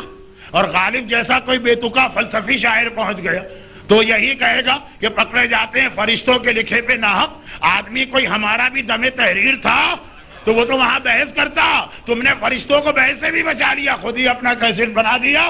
قیامت کے اندر ایک VCR لگا ہوگا یا VCD. یہاں تم نے کہا خدا بندہ یہ کرامن کاتبین نے کہاں سے لکھ دیا؟ ایک بٹن دبا اور اسکرین کے اوپر، پروجیکٹر اور اسکرین پر خالی میری مجلسی نہیں دکھائی جاتی امام بارگاہ علی رضا کے باہر، میدان قیامت میں خود ہی جو ریکارڈ کر کے گئے ہیں. مگر یہ تقریر کا رخ ذرا سا بدلا. پھر واپس آئیے. شب معراج وہ اللہ کے رسول تھے، راتوں رات گئے، سیکنڈوں میں گئے، سیکنڈوں میں آ گئے. مجھے اگر تاخیر ہو گئی تو میرا جہاز تو پھر سے اڑ جائے گا، اور کل جہاں مجلس ہے وہ مومنین پریشان ہوں گے. اس لیے مختصر بات، آگے چلیے.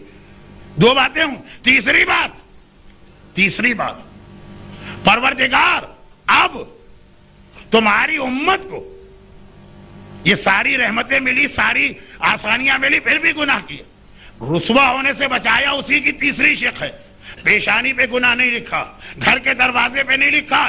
اللہ ان گناہوں کی وجہ سے بھی جس پر پہلے زمانے کے نبیوں کی امت کو مسخ کا عذاب دیا گیا، کتنا ہی بڑا گناہگار تمہارا امتی کیوں نہ ہو، اس کو مسخ نہیں کرے گا. پہلے تو یہ منزل تھے نا، بندر بن گئے، خرگوش بن گئے، چھپکلی بن گئے، مچھلی بن گئے بغیر چھلکے والی. یہی گناہ اگر تمہارا امتی کرے، بالکل وہی گناہ، تب بھی اس پہ مسخ کا عذاب نہیں آئے گا. یہ عذاب بھی اور رسوائی دونوں سے بچایا گیا. اور تم نے کہا نا گناہ چھپ جائے، یہ گناہ چھپانے کا پیغمبر کی دعا کے نتیجے میں پروردگار نے ایسا احسان کیا، کہا کہ ہر مومن اور کلمہ گو کے کندھے پہ جو فرشتے بیٹھے، فرشتے ہر ایک کے کندھے پہ بیٹھتے ہیں، مومن کا فرشتہ ہر 24 گھنٹے کے بعد ڈیوٹی چینج ہوتی ہے. جو ایک بار فرشتہ بیٹھ کے گیا وہ دوبارہ کبھی نہیں آتا. فرشتوں کو بھی پتا نہ چلے کہ اس نے کتنے گناہ کیے ہیں، خالی ایک دن ان کے سامنے ہو، زندگی کے باقی دن ان کو بھی پتا نہ ہو.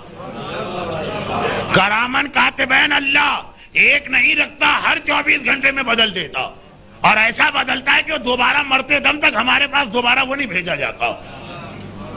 اب آپ کہیں گے کہ شارٹیج تو نہیں ہے اللہ کے پاس لیبر فورس کی. وہ اسی لیے بیت المعمور کی حدیث میں نے پڑھا تھا کتنے فرشتے، وہ اسی لیے ساری چیزیں ایک دوسرے سے کنیکٹڈ ہیں. دیکھیں یہ رسوائی سے بچایا جا رہا. اور میں نے درمیان میں کہہ دیا جتنا پیغمبر کو فکر ہے میری امت رسوا نہ ہو، اور جتنا اللہ کی رحمت ہے کہ ہاں رسول کی دعا مانو اور امت کو رسوائی سے بچاؤ، اتنا ہی امت رسول کو ضد ہے کہ ہم تو ایسے ہی گناہ کریں گے جو کھلم کھلا ہوں گے اور قابل رسوائی ہوں گے. وہ فرشتوں کو بدل رہا، کسی فرشتے کو پتہ نہ چلے کہ ہم نے کیا کیا ہے، صرف ایک دن سامنے ہو، اور ہم دنیا کے سامنے اپنے گناہوں کا ڈھنڈورا پیٹتے ہیں. کیونکہ بعض گناہ تو قابل فخر بن گئے، عورت کا بے پردہ نکلنا، مرد کا داڑھی منڈوانا، ڈانس پارٹی مکس گیدرنگ میں شریک ہونا، حرام کھانوں والے ریسٹورانٹ میں جانا، بہت ساری چیزیں قابل فخر ہوتا ہے، ایک دوسرے کو اطلاع دی جاتی ہے. خیر پھر وہی بات تھوڑی سی ریپیٹ ہو گئی. اللہ کا رسول فغفر لنا کہہ کے وہاں شب معراج ہمارا اتنا خیال کروا رہا، اور ہم اسی طرح سے پیغمبر کے تحفے کو ٹھکرا رہے ہیں. نہیں چاہیے ہمیں تحفہ. کرامن کاتبین بدلتے. 4 باتیں ہو گئی. پیشانی پہ لکھنا، دروازے پہ لکھنا، مسخ نہ ہونا، کرامن کاتبین بدلنا. اور اسی میں 5ویں چیز یہاں سے فرہمنا شروع ہو گیا. خالی معافی نہیں ملی، اب رحمت. اگرچہ یہ 5ویں چیز کا تعلق ہمارے معاشرے سے ابھی بہت کم، لیکن یورپ اور امریکہ میں اس کے آثار شروع ہو چکے ہیں، رحمت کے آثار. لیکن وہ مسئلے کی ضرورت. پہلے زمانے کے اندر نوح سے لے کر بلکہ حضرت آدم سے لے کے حضرت عیسیٰ تک، اگر کبھی کسی نبی کا امتی مرتد ہو جائے کسی وجہ سے، یعنی اسلام کے بعد کافر ہو جائے، کچھ عرصے کے بعد توبہ کر کے دوبارہ دین میں آ جائے، اللہ توبہ قبول کر لیتا ہے. وہ تو چیپٹر اس کے بعد شروع ہو رہا. لیکن ایک نقصان ہوتا، اور وہ یہ کہ جتنے بھی اس نے شروع کافر ہونے سے پہلے اسلام کے زمانے میں جتنے اس نے اعمال کیے تھے سب ختم، 0 پہ پہنچ جاتا میٹر. اب دوبارہ توبہ کر کے مسلمان بنا. 40 سال کی عمر میں یہ واقعہ ہے. 15 سال بالغ ہونے سے لے کے آج تک نمازیں پڑھتا آ رہا ہے، وہ سب گئی. اب نہ صرف یہ کہ آئندہ کی نماز پڑھے گا، وہ سب کی قضا کرے گا. سارے روزے گئے، سب کی قضا کرنا. جو حج کر کے آیا وہ ختم ہو گیا، واجب حج دوبارہ کرنا. وعلی ھذا القیاس مثالیں بنائی. اے حبیب، مرتد بدترین گناہ مانا گیا اسلام میں. اتنا بڑا گناہگار بھی اگر توبہ کر کے واپس آتا ہے، جتنے گناہ اس نے ماضی میں کیے سب، جتنی نیکیاں کی ہیں سب برقرار رہتے ہیں، اس کے اعمال ختم نہیں ہوتے. کیونکہ میں نے کہا یہ ہمارے معاشرے کا مسئلہ فی الحال نہیں. ہمارے یہاں گناہگار ہیں لیکن ابھی لوگ مرتد نہیں بنتے. یورپ اور امریکہ میں شروع ہو چکا. پھر توبہ کر کے آ بھی جاتے ہیں واپس. کیسے طریقے سے مرتد بنتا؟ ارے اسلام کے فلاں مسئلے نان سینس. اب مجھے تو اللہ ہی کے بارے میں شک ہے، اللہ ہے بھی کہ نہیں ہے. میں نہیں مانتا ایسے اللہ کو. بہت عام سی بات. پھر ہاں 2 دن بعد احساس ہوا یہ غلط کہہ گیا تھا، توبہ.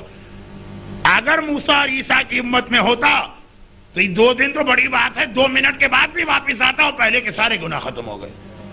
جیسے ہی ارتداد کیا، ڈیلیٹ کا بٹن دبا، سارے عمل گئے. وہ جو ڈیلیٹ ہو گیا واپس نہیں آ سکتا. کوئی کمپیوٹر کا ماہر نہ کہے کہ نہیں مولانا اس کے طریقے ہیں واپس لانے کے. وہ کمپیوٹر میں آ سکتا ہوگا، وہاں نہیں آ سکتا تھا. لیکن اللہ کے رسول، ہاں اب کمپیوٹر کی بات، اللہ کے رسول کا ماننے والا مرتد ہو، مرتے دم تک مرتد رہے، ڈیلیٹ. لیکن پھر واپس آ گیا، پھر توبہ کر لی، وہ ڈیلیٹ واپس آ گیا. یہاں کمپیوٹر کے ماہرین کا مشورہ چلے گا. بات کو آگے چلائیے. 10 بج چکے ہیں، بلکہ 10:02. اور ابھی پیغمبر کو عرش الہی سے زمین پہ آنا بھی ہے، اس کے بعد ہی میری مجلس مکمل ہوگی. اور اس کے بعد یہ ساری چیزیں پیغمبر نے کہیں. فرہمنا، رحمت بھی چاہیے. مغفرت تو ہو گئی، معافی تو مل گئی، رحمت بھی چاہیے. آسان شریعت بنائی. ہوم ورک جتنا موسیٰ کے امتی کو ملا، آدھے سے آدھا سے بھی کم ہوگا ہم کو ملا. پھر بھی کہا، پیغمبر نے کہا رحمت نازل کا رحمت کا پہلا ٹکڑا کل آیا تھا. 9 باتیں جو ہیں رحمت سے متعلق شب معراج ملی. 13 مسائل، 5 یہ تو مغفرت یعنی گناہ چھپانا، 18، اور اس کے بعد 7 باتیں رحمت سے متعلق. پہلی بات کل سنی، یہ رحمت. 1 نیکی کرو گے 10 گنا اجر ملے گا. 1 نیکی 10 گنا اجر. لیکن زیادہ سمجھ میں یہ رحمت آئے گی جب اگلا جملہ سنیں گے. اور 1 گناہ کرو گے تو کہنا تو یہی چاہیے نا کہ بھائی نیکی پہ 10 گنا اجر لے جا رہے ہو تو گناہ کرو تو 10 گنا سزا بھی لے جاؤ. اور یہ بات عین مطابق عقل ہے جو 2 معصومین کی حدیث ہے. کیا ہے اولاد بنی ہاشم اور اولاد فاطمہ، تمہارا رتبہ دوسروں سے الگ ہے. تم نیکی کرو گے 2 اجر ملیں گے، گناہ کرو گے تمہیں 2 سزائیں ملیں. 5 یہ تو مغفرت یعنی گناہ چھپانا، 18، اور اس کے بعد 7 باتیں رحمت سے متعلق. پہلی بات کل سنی، یہ رحمت. 1 نیکی کرو گے 10 گنا اجر ملے گا. 1 نیکی 10 گنا اجر.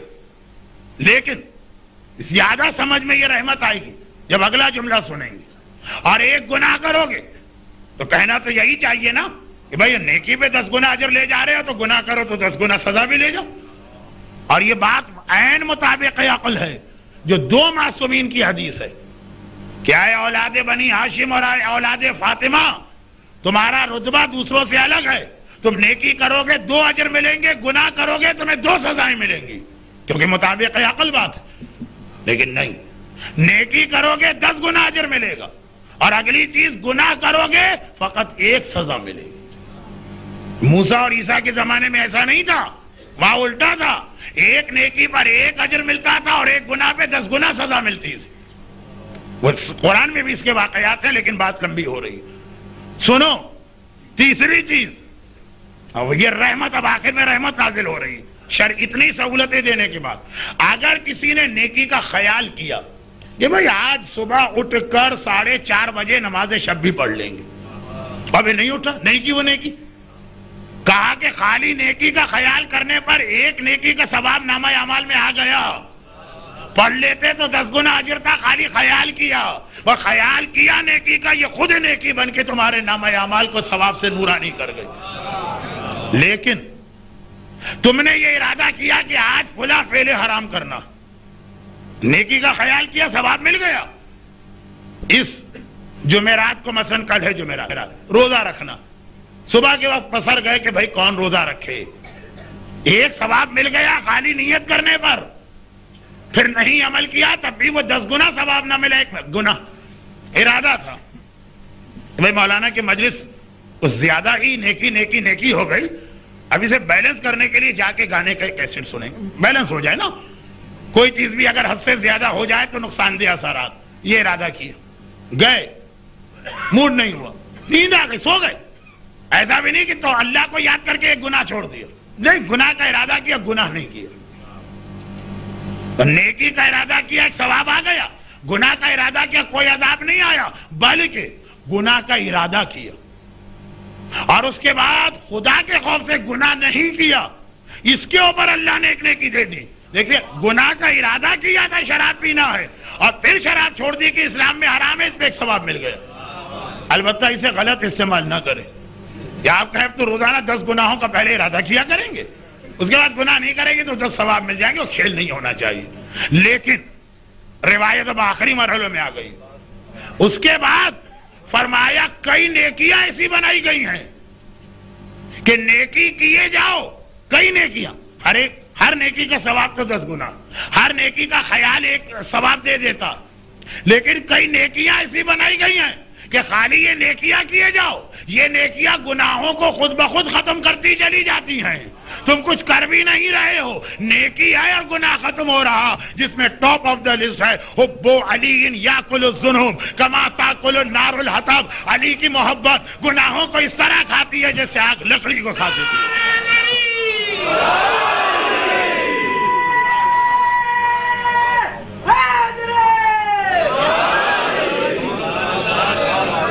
اور پھر آخری اور 25واں تحفہ, 24واں اور 25واں تحفہ. 24واں تحفہ, ما قبل کی امت کا گناہگار کتنے ہی گناہ کیے, 1 کیا کہ 1000 کیے, اصول 1 تھا, توبہ فوراً قبول نہیں ہوگی. 100 سال کے بعد, جب عمریں بہت زیادہ تھی, یا 70 سال بعد 1 گناہ, فجر کی نماز قضا ہو گئی. 100 سال تک مسلسل توبہ کرو تب جا کے توبہ قبول.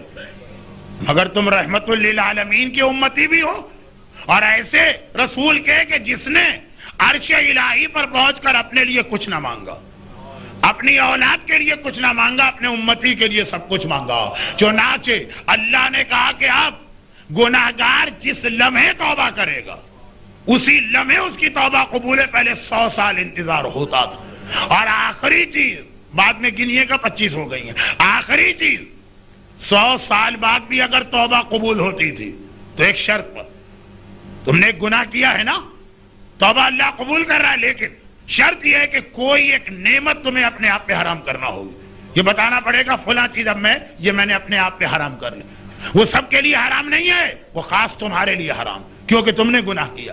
1 گناہ کے بدلے میں, اب لوگ اس وقت احتیاط کرتے تھے, ہم تو اتنا تھوک کے بھاؤ گناہ کیا کرتے ہیں ہول سیل ریٹ کے اوپر, کہ اگر ہمارا یہ مسئلہ ہو جائے تو 1 دن میں ہی ہم اپنی ساری چیزیں حرام کرا کے بیٹھ جائیں. غیر محتاط لوگوں کے پاس اگر پیسے آ گئے مہینے بھر کا خرچہ وہ ایک دن میں ختم کر دیتے. لیکن ہم اتنا کرتے بھی اس لیے کہ پروردگار نے رسول کی دعا کے نتیجے میں ذرا سا ہمارا حوصلہ بڑھایا. اے حبیب توبہ فوراً قبول ہے تمہارے امتی کی, اور جب یہ توبہ قبول ہے تو اس کے لیے کوئی اسے نعمت اپنے آپ پہ حرام نہیں کرنا ہے, بلکہ جو کہ اس نے توبہ کی ہے میں اس کی نعمتوں میں اضافہ کر دوں گا. گناہگار بندہ میرے پاس آئے گا تو خدا خوش ہوگا, میں اس کی نعمت بڑھا دوں گا. 25 تحفہ معراج لیے رسول نے, اور بس اب بات کو مختصر کرنا اور بڑی تیزی کے ساتھ واپس چلے. روایت یہ ہے کہ واپسی میں اب جنت کا رخ کر ذرا تفصیلی دورہ کیا, کچھ اور واقعات, اور پھر جہنم کا جس طرح سے ایک حکمران اپنے علاقے کا دورہ کرتا ہے اس طرح سے دورہ کیا, اور پھر وہاں سے واپس سیدھا براہ راست مکے اور مدینے کے راستے میں براق اترا. میں نے کہا تھا نا کہ شروع میں براق اس طرح چلا جیسے جہاز چلتا ہے, اور آخر میں جس طرح راکٹ اڑتا ہے. واپسی کے اندر براق سیدھا اترا جیسے راکٹ کو اترنا چاہیے, لیکن مکے میں نہیں, مکے اور مدینے کے درمیان, اور اس کے بعد وہاں سے پھر مکہ پہنچا. اور اللہ کے رسول نے اگلی صبح تمام مسلمانوں کو بتایا کہ کل رات کیا ہوا. یہ خبر اسی وقت کفار مکہ کو مل گئی, کیونکہ صحن کعبہ میں بیٹھ کے رسول بتا رہے. وہ آئے ہنستے اور مسکراتے اور مذاق اڑاتے ہوئے, اچھا کل راتوں رات تم آسمانوں پہ گئے تھے؟ اچھا چونکہ مکے والوں کے تجارتی قافلے اکثر شام جاتے تھے, تم بیت المقدس بھی گئے تھے؟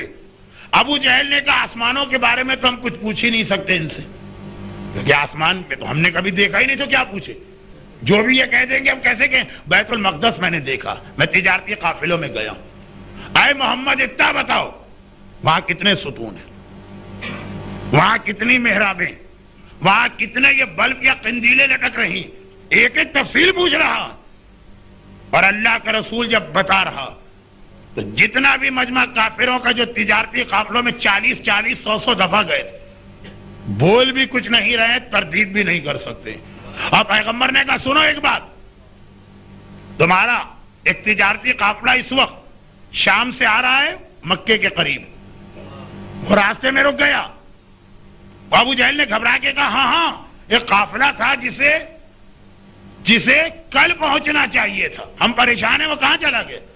کہا سنو وہ رکا ہوا تھا بیچ میں, کیونکہ قافلے کا ایک اونٹ کھو گیا تھا, اور اس میں سامان تجارت لگا, اس کی تلاش ہو رہی تھی, وہ پریشان تھے.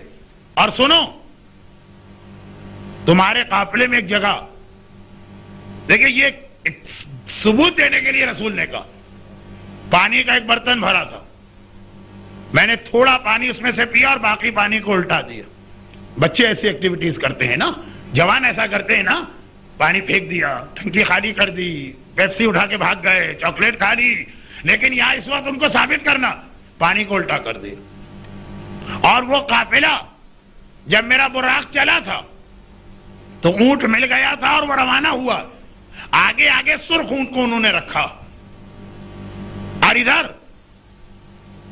یہ لوگ ابھی پیغمبر سے بات کر رہے ہیں, ابو جہل, ابو لہب, ولید, عتبہ کے غلام بھاگے آئے, آقا ہمارا قافلہ آ گیا, آقا وہ تجارتی قافلہ آ گیا, کہا جلدی سے بلا کے لاؤ. جو اس کے نگران آئے, کہاں تھے؟ کہا ایک اونٹ کھو گیا تھا, اور جب اونٹ کو ڈھونڈ کے ہم آئے تو ایک مسئلہ اور ہو گیا, ہمارے پانی کا ایک برتن تھا, اس کو پانی کوئی زمین پہ پھینک کے چلا گیا. ابو جہل و ابو لہب نے کہا اے محمد ہم تو تمہاری بات پھر بھی نہ مانیں گے. سفر معراج کا اختتام اس بات پر ہوا کہ ابو جہل کہتا ہے سب کچھ یقین کرنے کے بعد بھی تمہاری بات نہ مانیں گے. اور مولا نے جب پیغمبر سے یہ سنا کہ آسمانوں پہ گئے تھے اور علی سے بات شروع کرنا چاہتے رسول, میرا مولا مسکرا کے کہتا ہے اللہ کے رسول آپ بتائیں گے یا میں بتاؤں کہ آپ کہاں کہاں کس طرح ہو کے آئے؟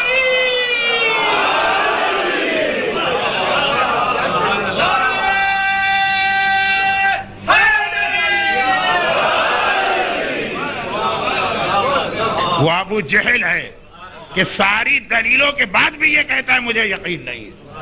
اور یہ علی ہے کہ اس زمین پر ہے مگر اس طرح سے ایک ایک مشاہدہ معراج کر رہا. مجھے ضرورت نہیں ہے بتانے کی کہ کیا ہوا، مجھے ایک ایک چیز معلوم، ایک ایک چیز. تقریباً اسی سے ملتا جلتا جملہ.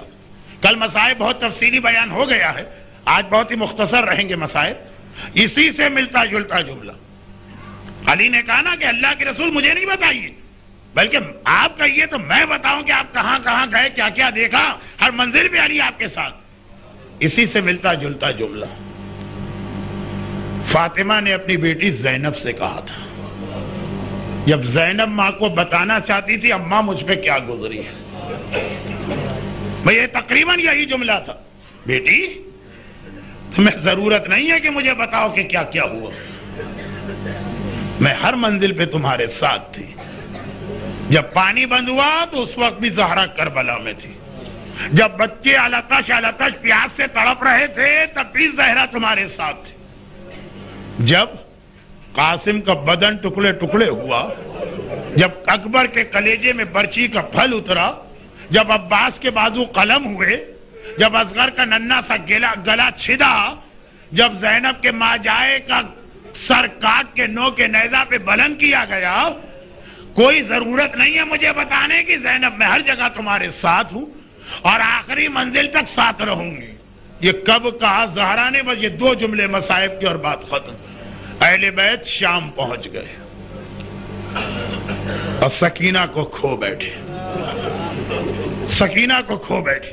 یہی وجہ تھی کہ جب رہائی ملی تھی اور قافلہ چلا تھا رہائی کے بعد، زینب نے کہا تھا سجاد میری سواری کو زندان شام کی طرف سے لے جانا، اور سواری کا رخ پھیرا گیا. ابھی قید خانہ نظر آیا اور زینب اونٹ سے اتر کے سیدھی گئی، ننھی سی قبر سکینہ پہ ہاتھ رکھا. قبیرہ سکینہ تیری پھوپھی تجھ سے بڑی شرمندہ ہے، کربلا سے لائی تھی یہاں اکیلا چھوڑ کے جا رہی ہے، لیکن یہ تیری پھوپھی کا وعدہ ہے کہ زینب پلٹ کے شام آئے گی اور قیامت تک اپنی بچی کے ساتھ رہے گی. اللہ آپ کو شام لے جائے. اور کتنے لوگ جا چکے ہیں وہاں زندان شام میں. وہ ننھی سی قبر بھی ہے اور زینب کا وعدہ بھی پورا، زینب بھی اسی شام میں. لیکن کل جو مصائب تھے آج اس کے بعد کی منزل ہے. ابھی سکینہ کی شہادت کے بعد بھی سیدانیوں کو اس قید خانے میں کئی مہینے اور رہنا ہے. کبھی خدا آپ کو گرمیوں میں شام لے جائے تو اتنی شدید دھوپ، لو اور سورج کی تپش کہ آپ کچھ سائے میں بھی نہیں کھڑے رہ سکتے، دھوپ تو دور کی بات. اور اگر اللہ کبھی سردیوں میں آپ کو لے جائے، وہ برف، وہ سردی، پتہ نہیں کتنے ہیٹر اور کتنے کمبل اوڑھ کے بھی آپ کو شاید آرام نہ ملے. اور سوچئے گا کہ جس قید خانے میں 1 سال زینب اپنے بچوں کو لے کر رہی، وہاں کوئی چھت نہ تھی. چاہے گرمیوں کا سورج چمکے، چاہے سردیوں کی برف پڑے، زینب اور زینب کے بچے وہاں. ارے کمبل تو چھوڑیے، کوئی لباس بھی دوسرا نہ ملا. یہی وجہ ہے کہ کربلا میں جس کرتے کو پہن کے سکینہ آئی وہ جل بھی چکا ہے، اس میں سکینہ کے بدن کا خون بھی لگا ہے، مگر وہی سکینہ کا کفن بنا ہے. ایک دن قید خانے کا دروغہ یا نگران دوڑا آیا، فرزند رسول، میں پہلے آپ کو نہیں جانتا تھا، جب سے آپ کی معرفت ہوئی ہے جتنے میرے اختیار ہیں اتنی میں نے آپ کو سہولت تو دی ہے. مولا ایسا تو نہ کرے نا کہ میرے گھر والے، میرے بچے، میں خود سب مارے جائیں. مولا سجاد گھبرا گئے. تو پہلا آدمی ہے جسے ہم سے ایسی شکایت ہوئی. یہ جملہ کیوں کہا؟ کہا مولا دیکھیے آپ میں سے کوئی بی بی روزانہ قید خانے سے نکل کے باہر آ کے بیٹھتی ہیں رات کے وقت اور ساری رات ماتم کرتی ہیں.